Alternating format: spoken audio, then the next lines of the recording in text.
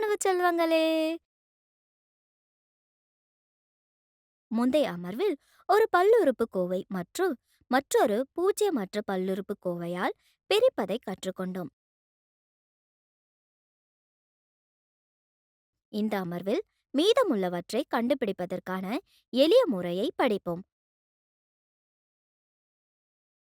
ஒரு பல்லுறுப்புக்கோவையை நேரியல் பல்லுறுப்புக்கோவையால் வகுக்கும்போது நமக்கு நன்கு அறியப்பட்ட தேற்றத்தை மீதி தேற்றம் பயன்படுத்துகிறோம்.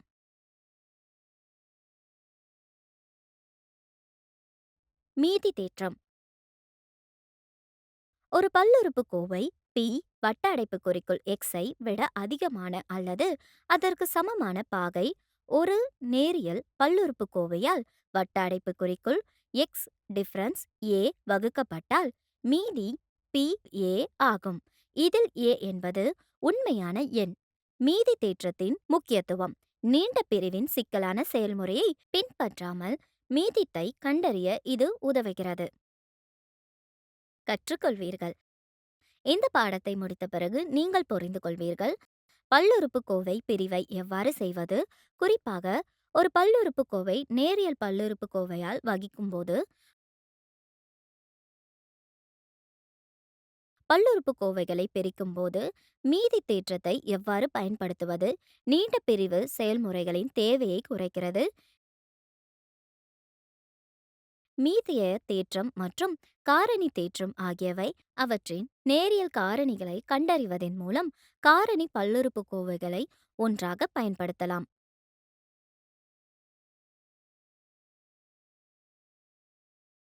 முக்கிய வார்த்தைகள்: பல்லுறுப்புக்கோவைகள்,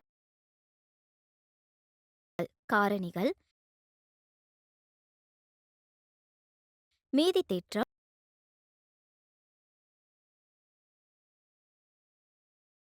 காரணி தேற்றம், பிரிவு, ஈவுத்தொகை. ஒரு உதாரணத்தை பார்ப்போம். உதாரணம்: இதில் எஃப் எக்ஸ் ஈடு எக்ஸ் மேலிலக்க 3 கூட்டல் 3x மேலிலக்க 2 கூட்டல் 3x கூட்டல் 1 எக்ஸ் கூட்டல் 1ஆல் வகுத்தால் மீதியை கண்டறியவும். தீர்வு: ஜி வட்ட அடைப்புக்குறிக்குள் எக்ஸிலிருந்து ஈடு ஜி வட்ட அடைப்புக்குறிக்குள் எக்ஸ் ஈடு 0, எக்ஸ் கூட்டல் 1 ஈடு 0, எக்ஸ் ஈடு கழித்தல் 1 எஃப் வட்ட அடைப்புக்குறிக்குள் எக்ஸில் எக்ஸை மதிப்பை மாற்றவும். நாம் பெறுவோம் எஃப் எக்ஸ் ஈடு எக்ஸ் மேலிலக்க 3 கூட்டல் 3x மேலிலக்க 2 கூட்டல் 3x கூட்டல் 1 எஃப் ஈடு வட்ட அடைப்புக்குறிக்குள் கழித்தல் 1 மேலிலக்க 3 கூட்டல் 3 வட்ட அடைப்புக்குறிக்குள் கழித்தல் 1 மேலிலக்க 2 கூட்டல் 3 வட்ட அடைப்புக்குறிக்குள் கழித்தல் 1 கூட்டல் 1 ஈடு கழித்தல் 1 கூட்டல் 3 கழித்தல் 3 கூட்டல் 1 ஈடு 0. எனவே மீதி 0 ஆகும்.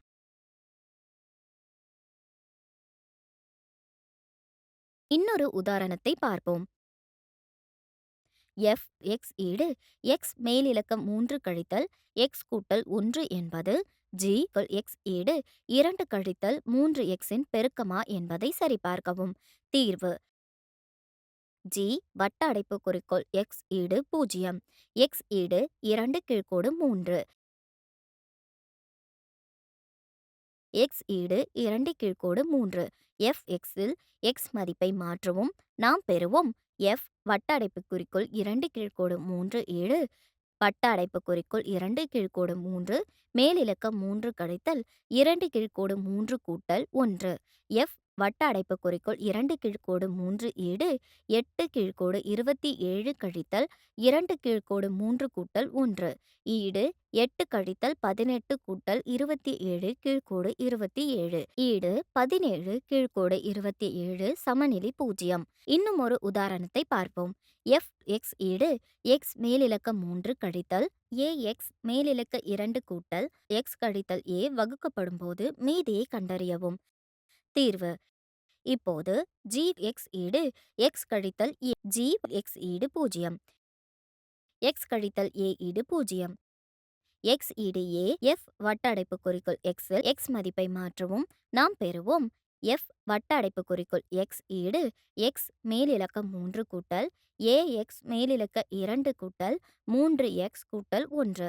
எஃப் வட்ட அடைப்புக்குறிக்குள் கழித்தல் 1 ஈடு ஏ மேலிலக்க 3 கூட்டல் ஏ வட்ட அடைப்புக்குறிக்குள் ஏ மேலிலக்க 2 கூட்டல் 3 வட்ட அடைப்புக்குறிக்குள் ஏ கழித்தல் ஏ ஈடு ஏ மேலிலக்க 3 கழித்தல் ஏ மேலிலக்க 3 கூட்டல் 2a ஈடு 2a. எனவே தேவையான மீதி 2a ஆகும். இன்னொரு உதாரணத்தை பார்ப்போம். உண்மையான வகுத்தல் இல்லாமல் எஃப்(x) ஈடு 2x மேலிலக்க 4 கழித்தல் 6x மேலிலக்க 3 கூட்டல் 3x மேலிலக்க 2 கூட்டல் 3x கழித்தல் 2 சரியாக x மேலிலக்க 2 கழித்தல் 3x கூட்டல் 2 ஆல் வகுக்கப்படும் என்பதை நிரூபிக்கவும். தீர்வு ஜி எக்ஸ் ஈடு எக்ஸ் மேலிழுக்க 2 கழித்தல் 3x கூட்டல் 2. எனவே ஜி வட்ட அடைப்புக்குறிக்குள் எக்ஸை நேரியல் காரணிகளாக பிரிப்போம். ஈடு எக்ஸ் மேலிலக்க 2 கழித்தல் 2x கழித்தல் x கூட்டல் 2. ஈடு எக்ஸுள் எக்ஸ் கழித்தல் 2 கழித்தல் 1 வட்ட அடைப்புக்குறிக்குள் எக்ஸ் கழித்தல் 2. ஈடு வட்ட அடைப்புக்குறிக்குள் எக்ஸ் கழித்தல் 2 வட்ட அடைப்புக்குறிக்குள் எக்ஸ் கழித்தல் 1. மீதி தேற்றத்தை பயன்படுத்தி f(x) சரியாக x கழித்தல் 1 மற்றும் x கழித்தல் 2 மூலம் வகுப்படும் என்பதை காட்டுகிறோம்.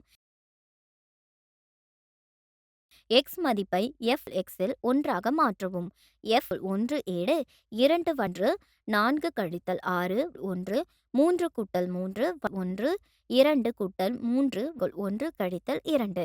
f(1) ஈடு 2 கழித்தல் 6 கூட்டல் 3 கூட்டல் 3 கழித்தல் 2 ஈடு 0. f(x)ல் 2 x மதிப்புக்கு பதிலாக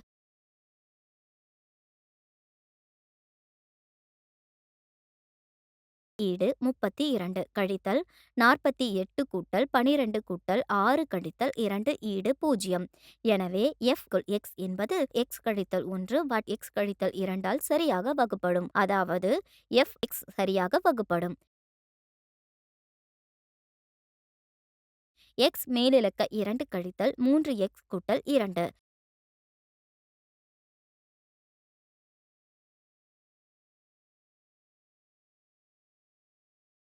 p வட்ட அடைப்புக்குறிக்குள் xஐ வட்ட அடைப்புக்குறிக்குள் x கழித்தல் a மீதமுள்ள p வட்ட அடைப்புக்குறிக்குள் a ஈடு 0 உடன் வகுத்தால் வட்ட அடைப்புக்குறிக்குள் x கழித்தல் a என்பது p வட்ட அடைப்புக்குறிக்குள் x இன் காரணி ஆகும். மீதி தேற்றத்தை காரணி தேற்றத்திற்கு வழிவகுக்கிறது.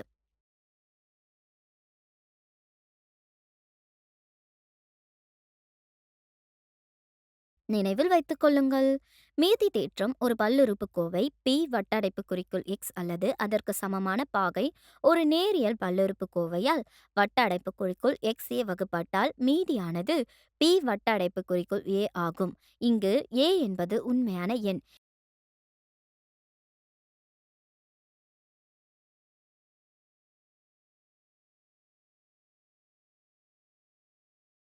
இந்த தேற்றம் நீண்ட வகுத்தல் செய்யாமல் ஒரு பல்லுறுப்புக்கோவை ஒரு நேரியல் காரணி மூலம் வகுக்கும்போது மீதத்தை கண்டறிய இந்த தேற்றம் உங்களை அனுமதிக்கிறது.